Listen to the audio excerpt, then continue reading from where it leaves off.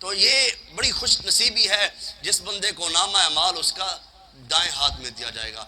अल्लाह से दुआ क्या करें, अल्लाह हमारा नामा अमाल हमारे दाएं हाथ में दे, अल्लाह हमें बगैर हिसाब के जन्नत दे। हम हिसाब देने के काबिल नहीं हैं, हम हिसाब नहीं दे सकते, हम बगैर हिसाब वाले हैं। अल्लाह हमें बगैर हिसाब के जन्नत दे दे। अल्लाह हमारे वालिदैन का भी दाखिला उन लोगों में शुमार फरमा ले जो बगैर हिसाब किताब के जन्नत में जाएंगे।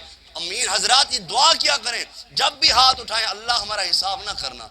नबी अलैहिस्सलातु वस्सलाम फरमाते हैं, माँ जी आयशा सिद्दीक़ा ताहरा तय्यबा रज़ी अल्लाह तआला अन्हा फरमाती हैं कि नबी अलैहिस्सलातु वस्सलाम ने फरमाया, जिस बंदे का अल्लाह ने हिसाब कर लिया वो हलाक हो जाएगा।